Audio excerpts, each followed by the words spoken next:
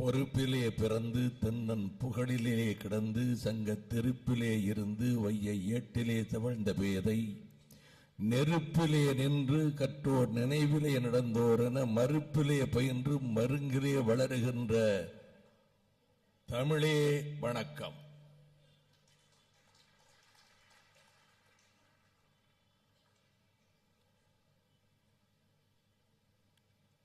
திராவிடர் கழகத்தின் மாநில மாநாட்டினுடைய தலைவரும்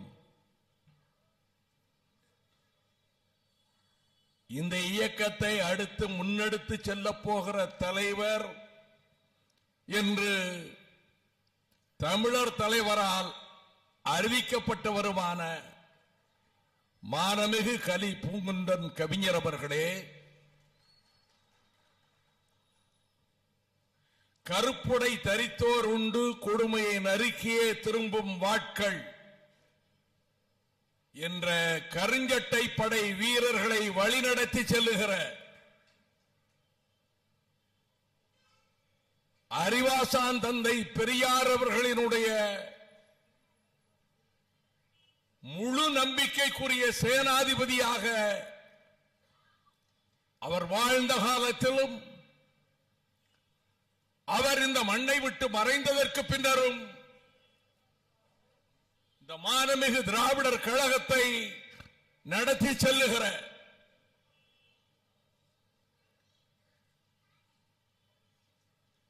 திராவிட இயக்கத்தின் போர்வாள் என்று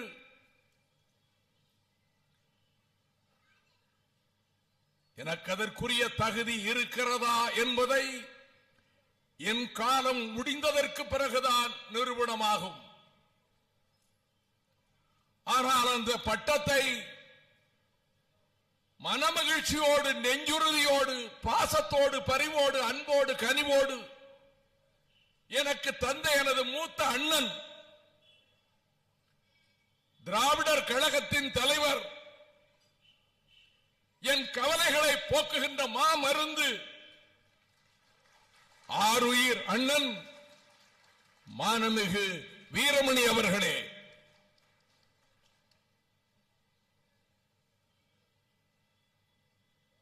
காவியங்களாக, கவிதைகளாக, புதினங்களாக, சிறு கதைகளாக ஈடு இணையற்ற கவி சக்கரவர்த்தி எனும் கவி பேரரசராக திகழ்கிற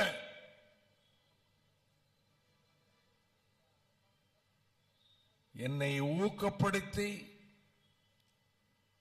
சஞ்சலப்படுகிற நெஞ்சத்துக்கு அவ்வப்பொழுது ஆறுதல் தந்து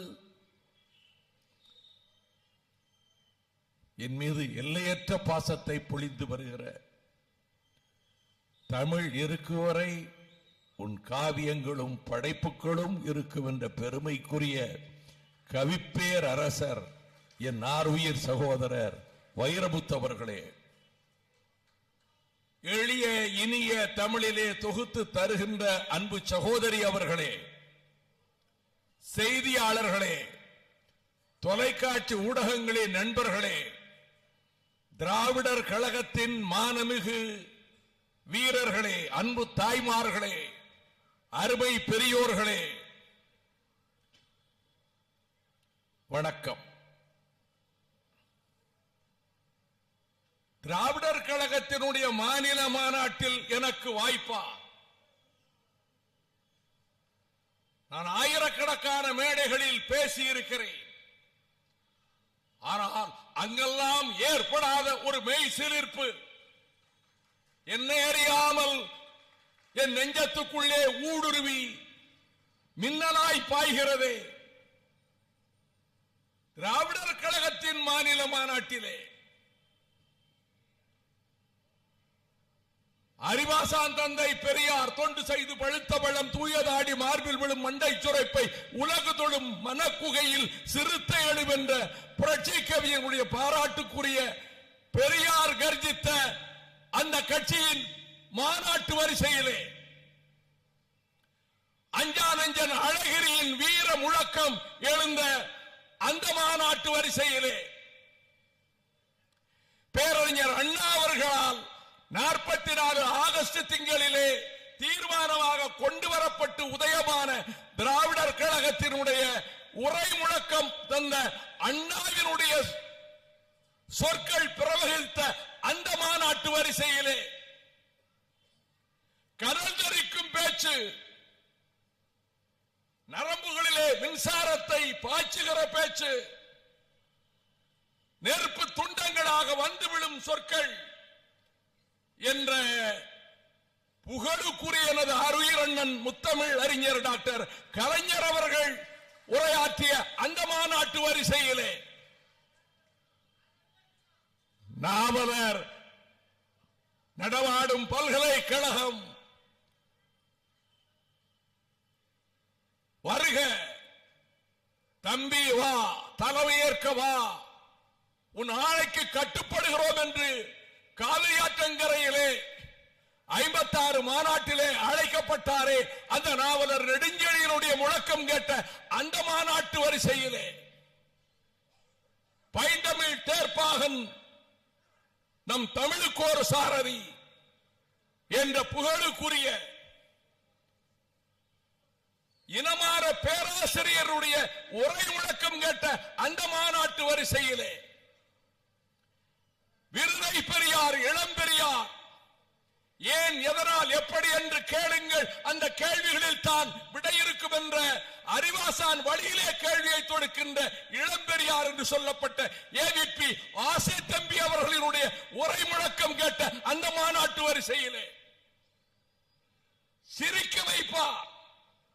ஆனால் சாக்ரட்டிஸை கொண்டு வந்து மேடையிலே நிறுத்துவார், மாஜிரியை கொண்டு வந்து நிறுத்துவார், கரிபால்டியை கொண்டு வந்து நிறுத்துவார், இங்கர் சாலை உலவ விடுவார், பிராட்லாவை பேச விடுவார் என்ற பெருமைக்குரிய சிந்தனை சிற்பி சிற்றரசு அவர்களினுடைய முழக்கம் கேட்ட அந்த மாநாட்டு வரிசையிலே நிலையும் நினைப்பும் என்று அண்ணாமலை பல்கலைக்கழகத்தில் திராவிடர் கழகத்தினுடைய தளபதியாக, பெரியாரின் தளபதியாக பேச வைக்க நிகழ்ச்சிக்கு தலைமை தாங்கினாரே கனியூர் தந்த மதியழகன், அவர் உரை நிகழ்த்தப்பட்ட மாநாட்டு வரிசையிலே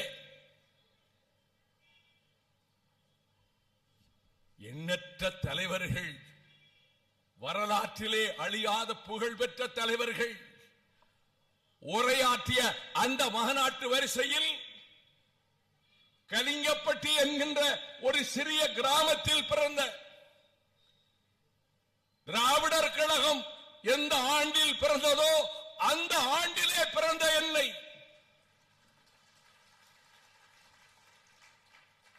என் பொது வாழ்விலே 56 ஆண்டுகள் கடந்த பிறகு திராவிடர் கழக மாநாட்டிலே பேசுகிற முதலாவது சந்தர்ப்பத்தை இந்த தஞ்சை தந்ததே அண்ணன் வீரமணி தந்தாரே என்ற நன்றி பெருக்கோடு கரம் கூப்பி நான் வணங்கி நன்றியை தெரிவித்துக் கொள்கின்றேன். 1927 டிசம்பர் 27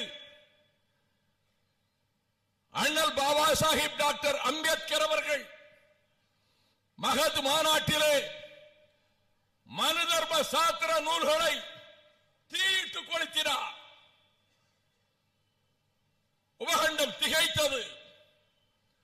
அதே 1927 அதே டிசம்பர் மாதம் பல நாட்களுக்கு முன்பு 4ஆம் தேதி குடியாத்தத்தில் அப்துல் கரீம் அவர்கள் தலைமை உரையாற்ற ஜே.எஸ். கண்ணப்பர் பேசி முடிக்க அதே மனு தர்ம சாஸ்திர நூல் தீயிட்டு கொளுத்தப்பட்டது. 11ஆம் தேதி வெளிவந்த குடியரசு இதை பிரசுரித்தது.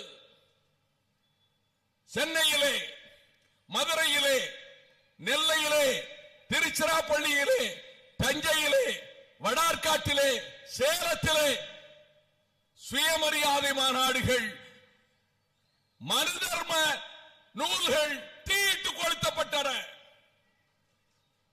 1927ஆம் ஆண்டு ஜனவரி 24, 25, 26 மயிலாடுதுறையிலே முழக்கம் பெரியார்.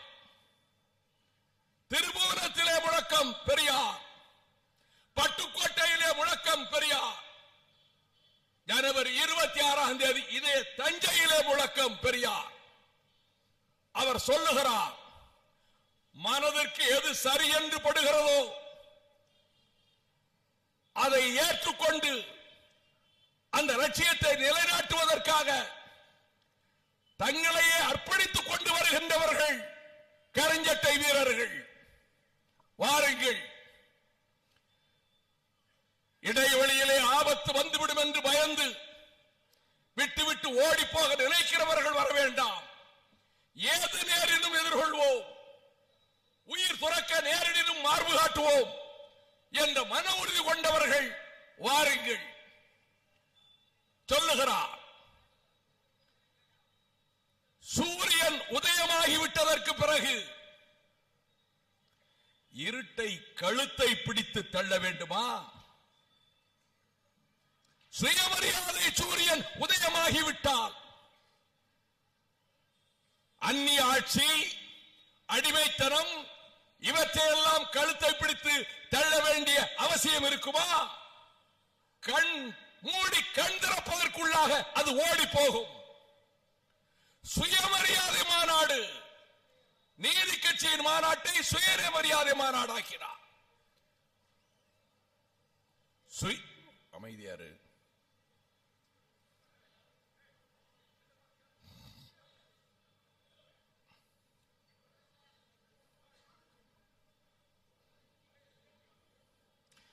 சுயமரியாதை. அண்ணன் அவர்களே, இந்த இடத்துக்கு திலகர் திடல் என்று பெயர். இந்த திலகர் பாலகங்காதர திலகர், அவருடைய கருத்துக்களிலே எனக்கு முரண்பாடுகள் உண்டு. ஆனால் அவர் 6 ஆண்டு காலம் மாண்டலே சிறைச்சாலையிலே இருந்தார். சுயராஜ்யம் எனது பிறப்புரிமை, மை பர்த் ரைட் என்று சொன்னார். இதே தஞ்சையில் 1927 ஜனவரி 26 தந்தை பெரியார் சொன்னார், சுயமரியாதை எனது பிறப்புரிமை, self respect is my birth right. இந்த தஞ்சையிலே சொன்னார். சுயமரியாதை வந்தால் சமத்துவம் வரும்.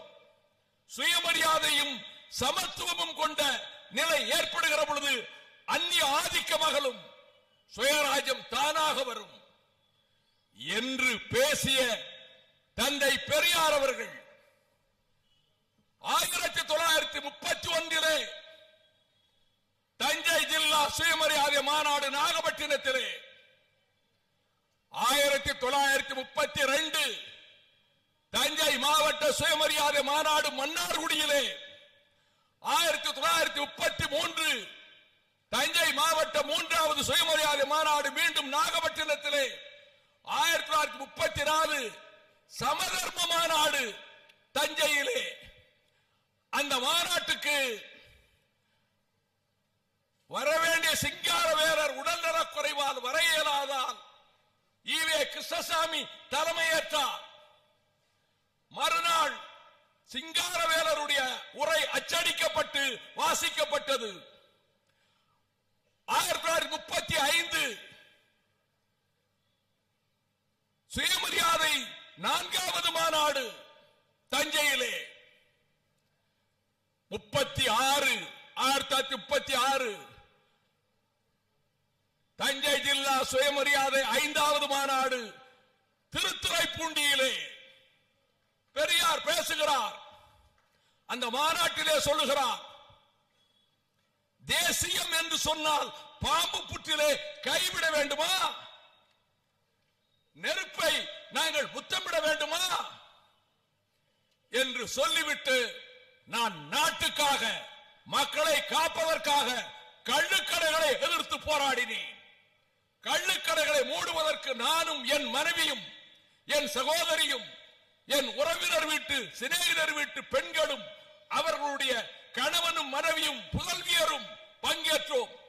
100 கணக்கிலே ஜெயிலுக்கு போனோம். நான் 600 தென்னை மரங்களை வெட்டினேன். மீதம் இருக்கிற 400 தென்னை மரங்களுக்கு தண்ணீர் பாய்ச்ச கூடாது என்று கட்டளையிட்டு அது தானாக நொடிந்து விட செய்தேன். அவர் பேசுகிறார். இந்த கொள்கைகளை பற்றி சொல்லுகிற போது திராவிடர் கழகத்தினுடைய கொள்கை அவர் சொல்லுகிறார், அரசாங்கத்தினரிடம் பீரங்கி, துப்பாக்கி, வெடிகுண்டு, ஆகாச கப்பல் இவையெல்லாம் கொண்டிருக்கிற சர்க்கார் அடக்குமுறை ஏவ நினைக்கலாம். பிரிட்டிஷ்காரருடைய ஆட்சியிலே எப்படிப்பட்ட அடக்குமுறையோ அந்த அடக்குமுறை நம் மீது பாயலாம். அதை எதிர்கொள்வோம், மானமுள்ளவர்களாக மார்பு காட்டுவோம் என்று கூறிய அதே தந்தை பெரியார் அவர்கள் 1930களிலே இப்படி முழக்கமிட்ட தந்தை பெரியார் அவர்கள் அடுத்து சொல்லுகிறார், 1931 அக்டோபர் 3 அவர் பேசும்போது சொல்லுகிறார், நான் காங்கிரஸ் கட்சியிலே பாடுபட்டேன், சேவை செய்தேன், பல்லாயிரக்கணக்கான ரூபாய் மதிக்கத்தக்க புகழ் எனக்கு வந்து கிடைத்தது. 1922 பம்பாயிலே சர்வகட்சி மாநாடு, சங்கரன் நாயர் தலைமை, காந்தியாரை பார்த்து கேட்டார், இப்பொழுது நாம் என்ன செய்ய வேண்டும் என்று கேட்டார். காந்தியார், எனக்கு பதில் சொல்ல தெரியாது, ஈரோட்டிலே ராமசாமி நாயக்கர் வீட்டிலே 2 பெண்மணிகள் இருக்கிறார்கள், அவர்களிடத்திலே போய்த்தான் இதற்கு விடை காண வேண்டும் என்று சொன்னார். இது இந்து பத்திரிகையில் 1922 ஜனவரி 19 அல்லது 20 தேதியிலே பிரசுரமாயிற்று என்று திருச்சி டாக்டர் ராஜன் அந்த பத்திரிகையை கத்தரித்து எனக்கு அனுப்பி வைத்தார். எனக்கு என்ன வேண்டும்? எனக்கு பயனில்லை என்று உணர்ந்தேன். இந்த சமுதாயம் சுயமரியாதையோடு சாதிய ஒழித்து மதவாதத்தை ஒழித்து வருவதற்கு இது ஏற்ற இடமல்ல என்று கருதினேன். எனவே என்னை நானே கஷ்டப்படுத்தி என் இஷ்டப்படி என்னை கஷ்டப்படுத்திக் கொள்வது என்று முடிவெடுத்தேன். சுயமரியாதை இயக்கத்தை நான் துவங்கினேன் என்று பேசுகிற அதே தந்தை பெரியார் அவர்கள் எனக்கு என்ன இன்று அன்று புகழ் பெற்றேன், இன்று இகழ்ச்சி, நாத்திகன், மதவிரோதி, தேச துரோகி, கோழை என்றெல்லாம் இகழ்ச்சி, பெரும் பொருட்செலவு. நான் அதை பற்றி எல்லாம் கவலைப்படவில்லை. அந்த பேச்சை பற்றி சொல்லுகிறார் யார்? கல்கி ராகிருஷ்ணமூர்த்தி. இதோ ஒரு பெர்னாட் ஷா இருக்கிறார், இதோ ஒரு கால்ஸ்வர்த்தி இருக்கிறார், இதோ ஒரு இப்சன் இருக்கிறார் என்று திருச்சிராப்பள்ளியிலே பேரறிஞர் அண்ணாவின் ஓரிரவு நாடகத்தை பார்த்துவிட்டு எழுதினாரே, அதே கல்கி அவர்கள் ஆனந்த விகடனில் 1931 எழுதுகிறார், ராமசாமியார் பேச்சை கேட்பதென்றால் அலுப்பு தோன்றுவதே இல்லை. எனக்கு அவர் சொல்லுகிறார், தமிழ்நாட்டில் அவரை தவிர வேறு எவருடைய பேச்சிலும் 3 மணி நேரம் உட்கார்ந்து கேட்க முடியாது. 3 மணி நேரம் உட்கார்ந்து இருப்பேன், இடுப்பு வலி எடுத்துவிடும், கால்கள் போய்விடு போய்விடு என்று கெஞ்சும். ஆனால் வந்து விழுகிறதே சொற்களை கேட்டு சொக்கி போய் என் மனம் கேள் கேள் கேள் என்றே சொல்லும். ஸ்ரீமான் ராமசாமி ஆர் அவர்கள் நான் 3வது வகுப்பு வரை தான் படித்ததாக சொன்னதாக எனக்கு நினைவு. ஆனால் உலக அனுபவம் என்கின்ற கலாசாலையில் அவர் நிகர் சொல்ல முடியாத பேராசிரியர் என்பதை அவர் பேச்சிலே தெரிந்து கொள்ளலாம். எங்கிருந்துதான் வருகிறது இவருக்கு இத்தனை விதமான உபமானங்கள், இத்தனை விதமான விளக்கங்கள், இத்தனை விதமான உத்திகரமான கற்பனைகள்? அப்பப்பா, யாராலும் இயலாதே. எழுதுவது யார்? கல்கி ராகிருஷ்ணமூர்த்தி. அக்ரஹாரத்திலே இருந்து எழுதுகிறார், ஆனந்தவுடன் பத்திரிகையிலே எழுதுகிறார். இந்த உணர்வோடுதான் நான் காலத்தின் அருமை கருதி விரைவாக வருகிறேன். 1957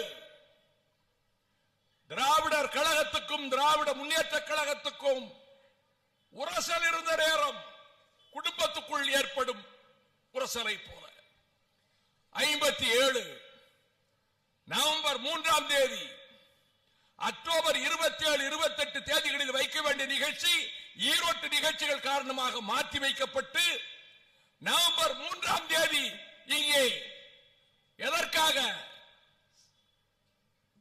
இந்திய அரசியல் சட்டத்தை தீ வைத்து கொளுத்துவதற்காக மாண்புமிகு அண்ணன் வீரமணி நவம்பர் 1ஆம் தேதி அழைப்பு விடுக்கிறார். கருஞ்சட்டை வீரர்களே, பாடி வீட்டிலே இருந்து வாருங்கள்.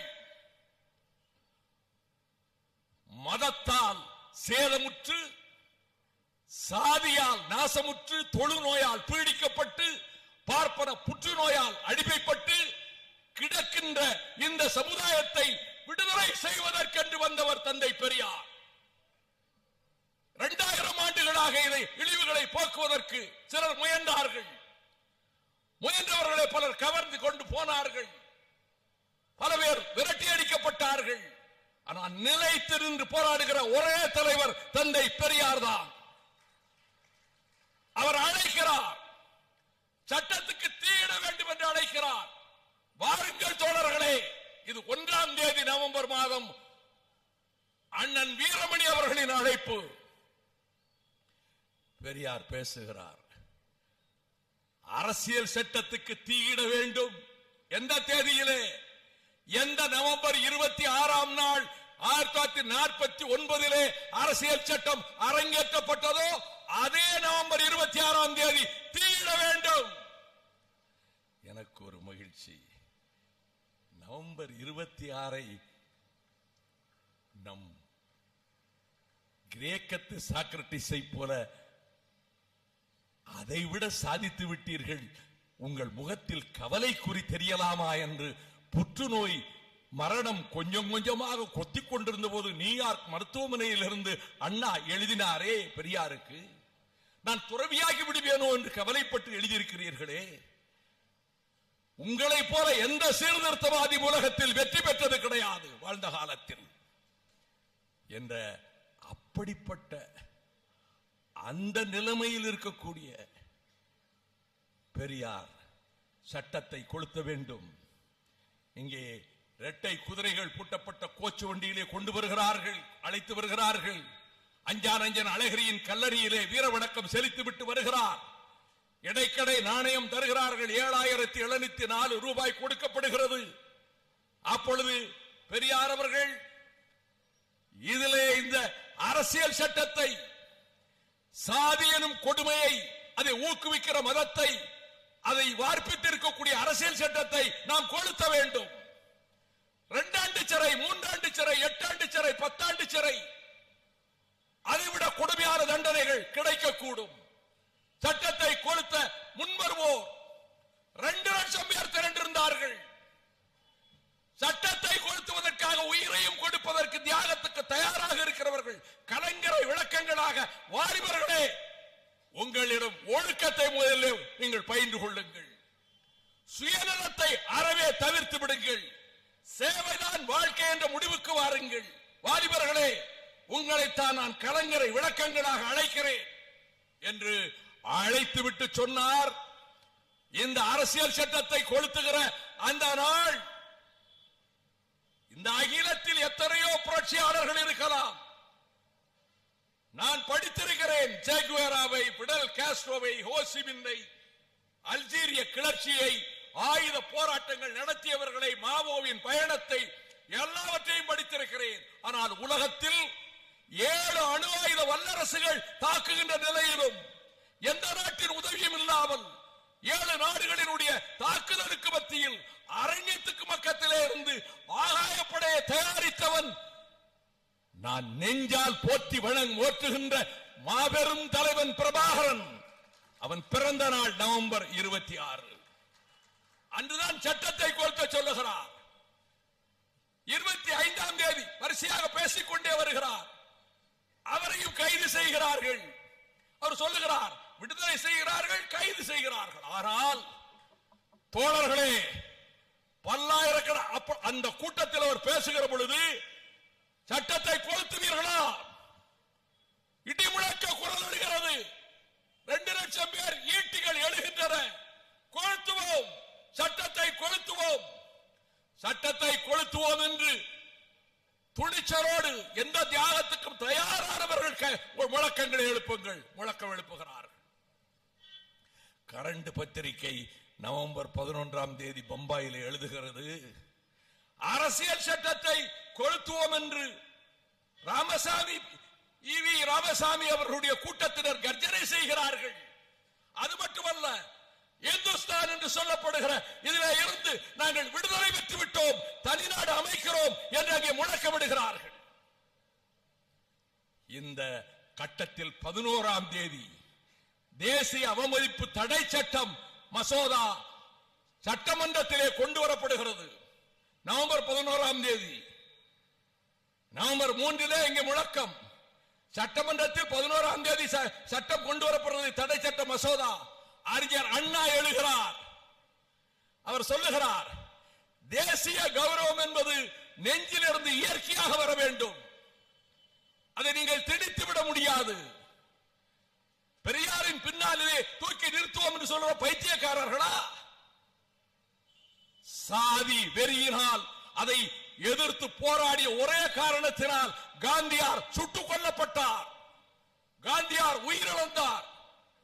காந்தியாரை உயிரை காவு வாங்கிய சாதியை, அதை ஊக்குவிக்கின்ற மதத்தை தடை செய்கிறோம் என்று சட்டம் கொண்டு வாருங்கள். நான் இந்த சட்டமன்றத்திலே பாராட்டுகிறேன்.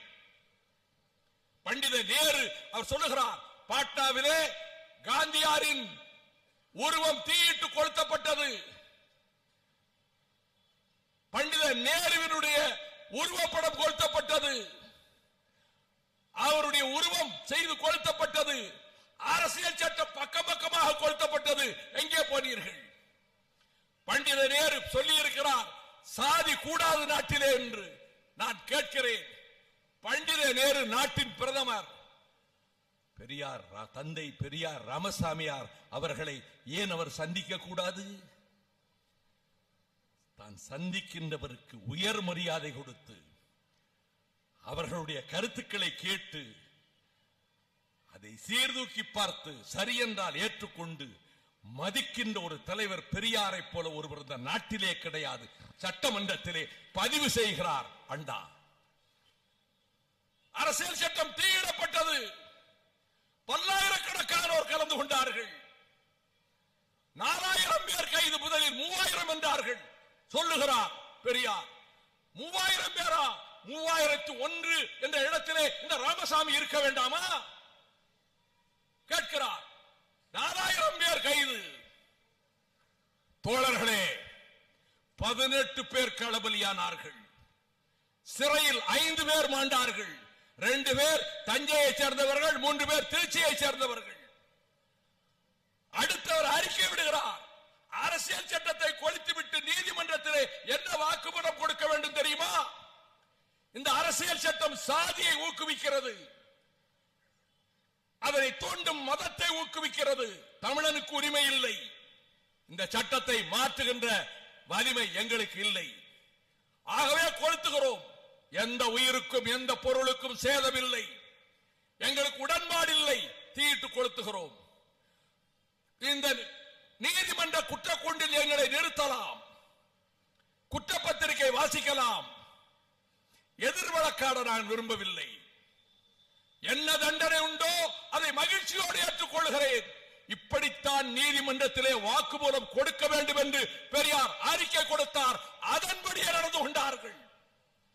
எத்தனை பேர் ரத்த துளிகள் இந்த தஞ்சையிலே கொட்டப்பட்டது, இந்த சோழ மண்டலத்திலே கொட்டப்பட்டது. தீரர்களே, மண்ணுக்கடியிலே புதைந்து போன எரிந்து போன தீரர்களே, நீங்கள் சிந்திய ரத்த துளிகள் எங்கள் உடலுக்குள்ளே ஊக்கத்தை கொடுக்கட்டும், எங்கள் நெஞ்சுக்கு ஊக்கத்தை கொடுக்கட்டும். அந்த ரத்த துளிகள் வீண் போய் விடாது. பேசுகிறவன் தகுதியுடையவன். நான் அரசியல் சட்டத்தை நடுத்தருவிலே திருநெல்வேலி ஜங்ஷனிலே வைத்து என் கையில் இருப்பது அரசியல் சட்டம், I am burning the constitution of India என்று பிரகடனம் செய்துவிட்டு எரித்தவன். நீதிமன்றத்தில் சாண்டோ சின்னப்பாத்தேவரின் மருமகன் ராமமூர்த்தி நீதிபதியாக இருந்த அந்த நீதிமன்றத்தில் நான் தனியாக பிரமாண வாக்குமூலம் தாக்கல் செய்தேன். அதில் I burnt the Constitution of India, அரசியல் சட்டத்தை தீயிட்டு கொளுத்தினேன் என்று இந்திய நாடாளுமன்றத்திலே ஒரு அமைச்சர் கேட்டார். திராவிட முன்னேற்ற கழகத்தினர் சட்டத்தை கொளுத்தி தண்டனை வரும் என்று பயந்து ஓடிவிட்டார்கள், தானே கொளுத்தினோம் என்றார்கள் என்றார். நான் எழுந்தேன், mister minister, would you yield for a minute? அதான் பாராளுமன்ற மரபு. உட்கார்ந்தார். நாங்களா பயப்படுகிறவர்கள்? I belong to DMK. I burnt the Constitution of India, not a paper. I burnt the Constitution of India. Under the high dome of the Parliament of the upper house, I do declare that I have burnt the Constitution of India. I will face whatever the consequences. நாடாளுமன்றத்துக்குள்ளே இருந்து நான் அரசியல் சட்டத்தை தீயிட்டு கொளுத்தியவர் என்று சொன்னேன். அண்ணன் கலைஞர் அவர்கள் 1000 விளக்கு உசேனை அழைத்து, என் தம்பியின் வீரத்தை பார்த்தாயா, எங்கே எம்பி பதவி போய்விடுமோ என்று கவலைப்பட்டு நீ கொளுத்தாதே என்ற போதும் அவன் நிற்கவில்லை. எனக்கு தெரியும் அவன் கொளுத்துவான் என்று. தீயிட்டு கொளுத்தும் போதே நான் சொன்னேன், பறந்து செல்லுகிற பறவைகளே போய் சொல்லுங்கள் உங்கள் தம்பி சட்டத்தை கொளுத்தி விட்டார் என்று. மிதந்து செல்லும் மேகங்களே நீங்கள் போய் பிரகடனம் செய்யுங்கள் உங்கள் தம்பி சட்டத்துக்கு தீயிட்டு விட்டார் என்று. நான் இன்றைக்கு இந்த இடத்திலே சொல்ல விரும்புவது, அந்த அரசியல் சட்டத்தை யாத்து தந்தாரே மாமேதை பாபா சாஹிப் டாக்டர் அண்ணல் அம்பேத்கர் அவர்கள் 1953 வருடம் செப்டம்பர் மாதம் 3ஆம் தேதி இந்திய நாடாளுமன்றத்தில் சொன்னார். இந்த அரசியல் சட்டத்தை நான் தயாரித்து கொடுத்தேன் என்று சொல்லுகிறார்கள். ஆம், அந்த அரசியல் சட்டத்தை தீயிட்டு கொளுத்த விரும்புகிறேன். அதன் முதல் எதிரியாக இருக்க விரும்புகிறேன். இது பார்லிமெண்ட் ரெக்கார்டிலே இருக்கிறது. எனவே டாக்டர் அம்பேத்கர் கொடுத்த அரசியல் சட்டத்தை பழிக்கிறார்கள் என்று விவரம் தெரியாமல் பேசக்கூடாது. நானே இந்த சட்டத்தை கொளுத்துவேன் என்று 53 அம்பேத்கர் சொன்னார். பெரியார் இல்லை, மணியம்மை இல்லை, அண்ணா இல்லை, டாக்டர் கலைஞர் இல்லை, நாவலர் இல்லை, அண்ணன் வீரமணி அவர்களே, அப்பொழுதெல்லாம் வராத ஆபத்து இப்பொழுது வந்துவிட்டது. ஐயா, பெரியார் காலத்தில் வராத ஆபத்து, அண்ணா காலத்தில் கலைஞர் காலத்தில் வராத ஆபத்து படையெடுத்து வருகிறது வடநாட்டிலே இருந்து. எதை எதிர்த்து இத்தனை ஆண்டு காலம் போராடினோமோ, 100 ஆண்டுகளுக்கு மேல் போராடினோமோ, எண்ணற்றவர்கள் உயிர் துறந்தார்களோ, ரத்தம் சிந்தினார்களோ, துப்பாக்கி குண்டுகளுக்கு மார்பு காட்டினார்களோ, எல்லாம் இன்றைக்கு அதைவிட கொடுமையான முறையில் சனாதனத்தை புகுத்தி இந்துத்துவ சக்திகள், மூஞ்சே என்கின்ற கொடியவன் முசோலினியோடு 3 மாதம் தங்கியிருந்தான் இத்தாலியிலே. அவன் எழுதிய தான் கோல்வார்க்கர் அப்படியே வேதவாக்காக எடுத்துக் கொண்டான். அவன் சொல்லுகிறான், முசோலினியின் அமைப்பு பாசிச அமைப்பு சரியான அமைப்பு, அப்படித்தான் நம்முடைய RSS உருவாக்கப்பட வேண்டும், அப்படிப்பட்ட பயிற்சி தான் நமக்கு தர வேண்டும். இந்த பாசிச வெறியோடு கூடிய இந்துத்துவ சக்திகளினுடைய மொத்த உருவமாக திகழ்கிறார் இந்த நாட்டினுடைய தலைமை அமைச்சர் நரேந்திர மோடி. மிஸ்டர் மோடி, முண்டா தட்டுகிற மோடி. ஒரு யுத்தம் வந்துவிட்டால், ரத்த களரிகள் ஏற்பட்டு விட்டால், அதன் மூலமாக பெரும்பான்மை சமுதாயத்தின் ஓட்டுக்களை பெற்று எந்த சர்வாதிகாரியும் பாசிஸ்டும் தன் அதிகாரத்தை எளிதிலே இழக்க விரும்ப மாட்டான். எந்த எல்லைக்கும் செல்வான், பஞ்சமா பாதகங்களும் செய்வான். இது மேக்கியவெல்லி சொல்லி இருக்கிறான்.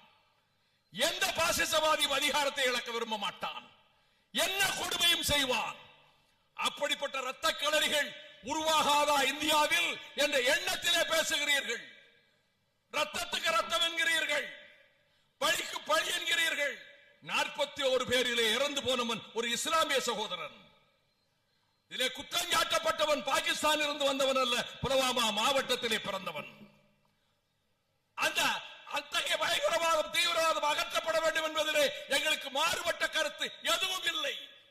ஆனால் கோடிக்கணக்கான இஸ்லாமியர்கள் இந்த மண்ணை உயிராக மதித்து வாழ்கிறார்களே, கோடிக்கணக்கான கிறிஸ்தவர்கள், சீக்கியர்கள், பௌத்தர்கள், சமணர்கள், பகுத்தறிவாதிகள், நாத்திகர்கள் வாழ்கிறார்களே, இங்கே ஒரு கொடூரமான முறையில் இந்தி சமஸ்கிருதம் என்பதை திணிப்பதோடு மட்டுமல்ல, RSS பயிற்சி வகுப்புகள் நடப்பதோடு மட்டுமல்ல, என்ன எதையும் அக்கிரமமும் செய்யலாம் என்ற முடிவோடு வந்து விட்டார்கள். பெரியார் சிலையை உடைப்போம் என்கிறான் ஒருவன். அவன் சொன்ன வார்த்தைகளை இந்த மேடையில் பேசி என் நாக்கை அழுக்காக்கிக் கொள்ள விரும்பவில்லை. ஆனால் நான் அன்றே எச்சரித்தேன், பெரியாரின் படை இருக்கிறதடா, இருக்கு. தேதி குறிப்பிட்டு நாள் அர்த்தராத்திரி அமாவாசை திருடனை போல நீ போய் சிலைக்கு அவமானப்படுத்தாதே. இத்தனாம் தேதி இத்தனை மணிக்கு இந்த இடத்தில் இங்கே உள்ள பெரியார் சிலையை நாங்கள் தகர்க்க வருகிறோம், அதை சேதப்படுத்த வருகிறோம் என்று எவன் வேண்டுமானாலும் வரட்டும், கைகள் கால்கள் துண்டு துண்டாகி போய்விடும். நான் வன்முறையாளன் அல்ல, வன்முறை மீது காதல் கொண்டவன் அல்ல.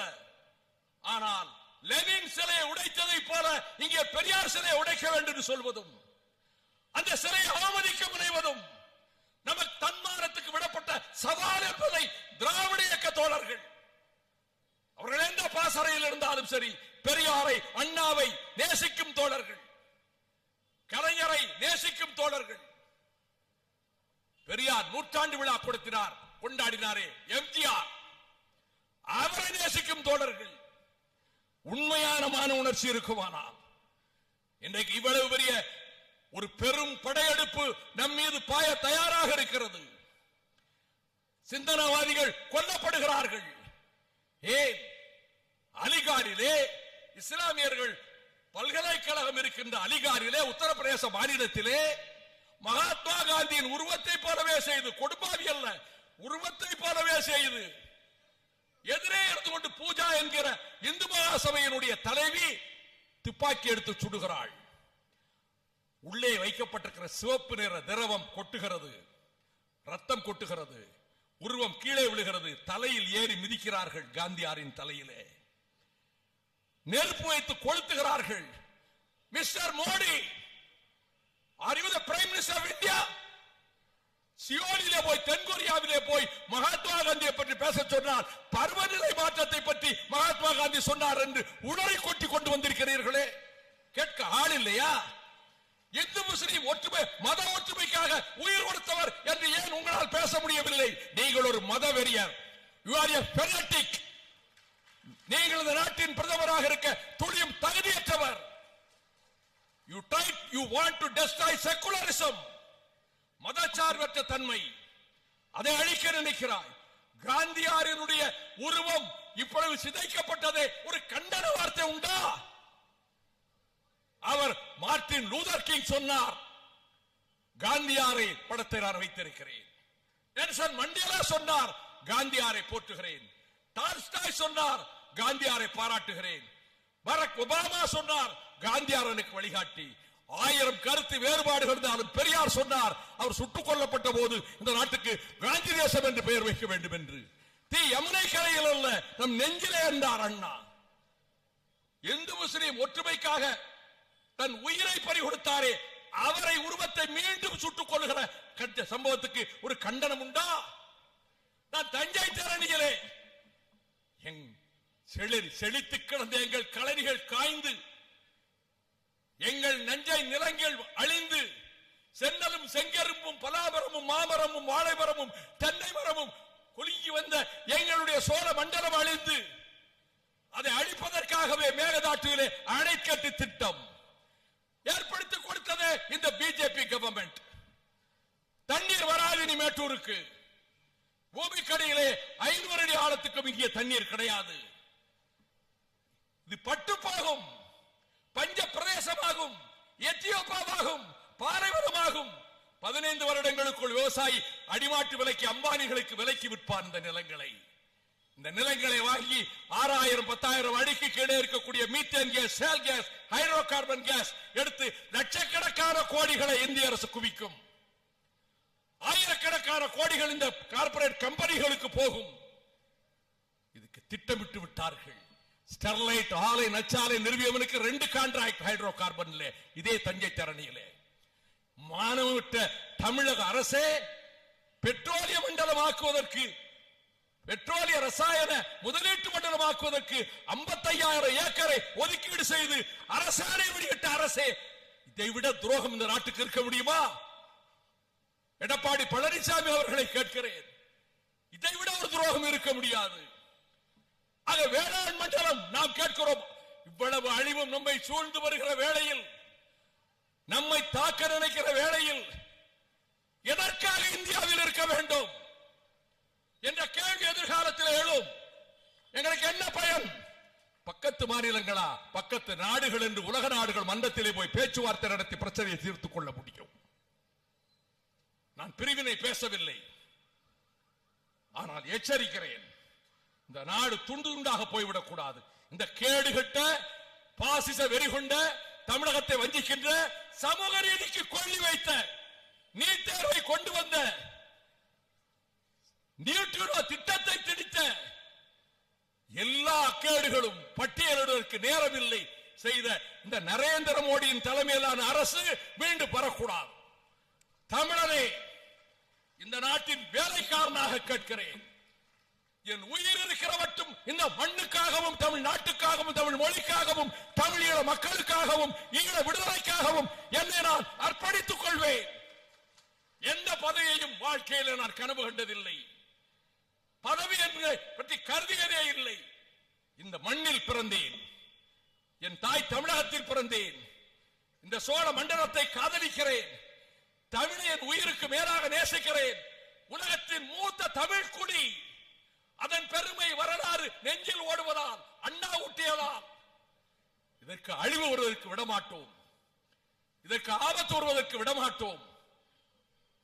ஒரு தமிழ்நாட்டில் இருக்கக்கூடிய ஒவ்வொரு தமிழனையும், ஒரு தமிழ் தாயும் சகோதரியையும் கரம் கூப்பி வணங்கி ஒரு வேலைக்காரனாக, கட்சியை விட்டு விடுங்கள், என் பின்னால் பறக்கிற சிவப்பு கருப்பு சிவப்பு வண்ணத்தை மறந்து விடுங்கள். இந்த தமிழ்நாட்டுக்கு வேலை செய்கிற ஒரு வேலைக்காரன் நான், ஒரு ஊழியக்காரன் நான். என் காலத்துக்கு பிறகு என்ன ஆக போகிறது என்ற கவலையில் கேட்கிறேன். ஒரு வாக்கு கூட இந்த நாச கூட்டத்துக்கு, பாசிச கூட்டத்துக்கு ஒரு ஓட்டு கூட விழுந்து விடக்கூடாது. அது உன் பேர பிள்ளைக்கு நீ கொள்ளி வைக்கிறாய் என்ற அர்த்தம், உன் குடும்பத்துக்கு நீ நெருப்பு வைக்கிறாய் என்ற அர்த்தம். ஒரு வாக்கு கூட, 1000 5000 10,000 உன் வீட்டுக்கு ஒரு ஓட்டுக்கு வரலாம். உன்னை விற்காதே. எட்டிற்குரியர் கயவர் ஒன்று உற்றற்கால் விற்றற்குரியர் விரைந்தென்றார் வள்ளுவர். அது கொள்ளையடித்த பணம், கோடி கோடியாக கொள்ளையடித்த பணம், உங்கள் பணம். எளிமையிலே, ஏழ்மையிலே, வறுமையிலே இருக்கிற குடும்பத்தில் 10,000 20,000 50,000 60,000 வருகிற போது அவர்கள் தூக்கி எறிந்து விட மாட்டார்கள். ஆனால் நம்மை விலைக்கு வாங்க முயல்கிறதே இந்த நாசகார கூட்டம். இதுக்கு சரியான செருப்படியாக, சாட்டையடியாக நாம் அவர்களுக்கு வாக்களிக்க கூடாது என்று தமிழக மக்கள் முடிவெடுக்க வேண்டும் என்று மான உணர்வுக்காகவே இயங்குகிற தன்மான இயக்கமான திராவிடர் கழக மாநில மாநாட்டிலே இருந்து தமிழகத்தினுடைய ஒரு கடைசி தொண்டனாக நான் வேண்டுகோள் விடுக்கிறேன். பெரியார் மையம் இடிக்கப்படுகிறது. நான் வீட்டுக்கு வந்திருக்கிறேன் மீனாபாகிலே, அண்ணன் ஹுமாயூன் ரோட்லே, அண்ணன் மாணவிக வீரமணி கண் கலங்கி இருக்கும். அவருக்கு வைகோ பெரியார் மையத்தை இடிக்கிறானே, அப்படியா? சாப்பாட்டை வைத்துவிட்டு ஓடினேன். அமைச்சரிடத்திலே, உள்துறை அமைச்சர் விவாதம் 7 மணி வரை வரவில்லை. லெப்டினன்ட் கவர்னர் போனை அணைத்து விட்டார். இடித்து முடித்து விட்டார்கள். மறுநாள் சந்திரஜித் யாதவ் நான் எல்லாம் போய் பார்த்தோம். அண்ணன் வந்தாங்க, இடத்தை பார்த்தோம். பிரதமர் வாஜ்பாயிட்ட போய் கேட்டேன், அண்ணன் வீரமணி திராவிடர் கழக தலைவர், அண்ணன் செழியன், முன்னாள் பிரதமர் VP சிங் உங்களை சந்திக்கணும். நேர நெருக்கடி இருந்தது, கண்டிப்பா பார்க்கணும். பெரியார் மையம் இடிக்கப்பட்டு விட்டது, நெஞ்சம் எரிமலையாகி விட்டது எங்களுக்கு. மறுநாள் 4:30 மணிக்கு டைம் கொடுத்தார். அண்ணன் வீரமணி போய் நான் அறிமுகப்படுத்த வேண்டிய அவசியமே இல்லை. How are you mister Veeramani? TESO மாநாட்டில் பார்த்திருக்காருல்ல, இவரை பற்றி நல்லா தெரியும். அப்பொழுது நான் சொன்னேன், நாங்க ஓட்டு கேட்கிற கட்சி, அவங்க ஓட்டு கேட்காமல் எங்கள் மான உணர்வுக்காகவே வாழ்கிற கட்சி. வாஜ்பாய் அவர்களே, எங்களை மீண்டும் எந்த இடத்தில் புறப்பட்டோமோ அங்கே போய் தள்ளி விடாதீர்கள். எங்கே புறப்பட்டோம் நாட்டு பிரிவினை, அந்த இடத்துக்கு கொண்டு போய் எங்களை தள்ளி விடாதீர்கள். திலகர் பெயரிலே இடம் இருக்கிறது, வடநாட்டு தலைவர்கள் பெயரில் இடம் இருக்கிறது. இங்கே பெரியார் மையத்துக்கு ஆபத்தென்றால் எங்கள் நெஞ்சு வெடித்து விடும் என்றேன். அமைச்சரை அழைத்தார். Mister Veeramani is coming along with mister Vaiko. அவர்கள் எந்த இடத்தை கேட்கிறார்களோ அந்த இடத்தை கொடு. அந்த இடத்தை பெற்றது மட்டுமல்ல, முன்பிடிக்கப்பட்ட இடமும் கிடைத்தது. நான் என் வாழ்நாளில் ஒரு நாடாளுமன்ற உறுப்பினராக இருக்கிற பொழுது 2 காரியங்கள். ஒன்று, மைய மண்டபத்திலே அம்பேத்கர் படம் திறந்து வைக்க வேண்டும் என்று 15 வருடம் போராடினேன். விபி சிங் வந்தான் வைத்தார். பெரியார் படத்தை வைக்க வேண்டும் என்றேன். எனக்கு இப்ப விருப்பம் இல்லை. காரணம், இந்தியா என்ற அமைப்பு நீண்ட காலத்துக்கு இருக்காது. அந்த மைய மண்டபத்திலே தேவையில்லை. வருகிற காலம் ஆபத்தான காலம். அதை எதிர்ப்பதற்கு வீரமுள்ள இளைஞர்களாக, மான உணர்ச்சி உள்ளவர்களாக கருஞ்சட்டை படையினரே நீங்கள் தான் வர வேண்டும். இந்த தேர்தலில் திராவிட முன்னேற்ற கழகத்தின் தலைமையிலான அணியிலே, கூட்டணியிலே இருக்கிறோம். அந்த அணி வெல்ல வேண்டும், வெல்லும். நாடாளுமன்ற தேர்தலில் வெல்லும். அண்ணன் அவர்களே, யாரும் நீங்கள் ஒன்றும் கவலைப்பட வேண்டாம். நான் எல்லாவற்றையும் கடந்து வந்து விட்டேன். எனக்கு என்ன என்று நான் நினைக்கிற இடத்திலே இல்லை. இனி இந்த நாட்டுக்கு என்னால் என்ன முடியுமோ அதை செய்கிறேன். என் நாட்டுக்கு என்ன செய்ய முடியும் அதை செய்கிறேன். என் சுயமரியாதை என்று ஒன்றும் இல்லை. இந்த நாட்டின் சுயமரியாதை. நாங்கள் ஒரு சுயமரியாதை தன்மானம் உள்ள மறுமலர்ச்சி திராவிட முன்னேற்ற கழகம். நாட்டுக்காக பாடுபட்டிருக்கிறோம். இனத்துக்காக, மொழிக்காக, தமிழகத்தின் வாழ்வாதாரங்களை காப்பதற்காக பாடுபட்டிருக்கிறோம். முடிவெடுத்து விட்டோம். அண்ணன் கலைஞரிடம் 29 ஆண்டுகள் நிழலாக இருந்த நான், அவர் கலைஞரிடம் கரம் பற்றிய போது தளபதி ஸ்டாலின் அவர்கள், அண்ணன் வைகோ வந்திருக்காரு, அப்பொழுது காது லேசாக கேட்டது. காதோரமாக போய் சொல்லுங்கள் என்றார். உங்களுக்கு 29 ஆண்டுகள் உங்களுக்கு கவசமாக இருந்தேன். இனி தம்பிக்கும் அப்படி இருப்பேன் என்று நான் சொன்னேன். அவர் மூச்சு அடங்குவதற்கு முன்பு நினைவு நன்றாக இருக்கிற பொழுது இதை சொன்னவுடன் ஒரு முகம் பிரகாசித்தது. அவர் மனதிற்குள், அடிமனதில், ஆழமான மனதில் எங்கோ ஒரு மூலையில் எனக்கு ஒரு இடம் உண்டு என்று எனக்கு தெரியும். ஆகவே மறுமலர்ச்சி திராவிட முன்னேற்ற கழக தோழர்கள், நமக்கு ஏன் அது இல்லை இது இல்லை என்று கவலைப்படாதீர்கள். இந்த மண்ணின் மானங்காக்க, தமிழனின் உரிமையை காக்க, சுயமரியாதை காக்க, திராவிட இயக்கத்தை காக்க, இந்த நாளில் திராவிடர் கழக மாநில மாநாட்டு நாளில் சபதம் ஏற்போம், சூளுரைப்போம், இந்த தமிழகத்தை காப்போம். கடைசியாக பேசினாரே பெரியார், உனக்கும் எனக்கும் என்னடா தொடர்பு? ரகளை வேண்டாம், மரியாதையாக போய்விடு. இந்த குரலையும் இந்த கொள்கையையும் என் ஆவி அடங்குவதற்கு முன்பு முழங்கி வாழ்ந்துவிட்டு உழைத்து விட்டுத்தான் நான் இந்த மண்ணை விட்டு போவேன். வணக்கம்.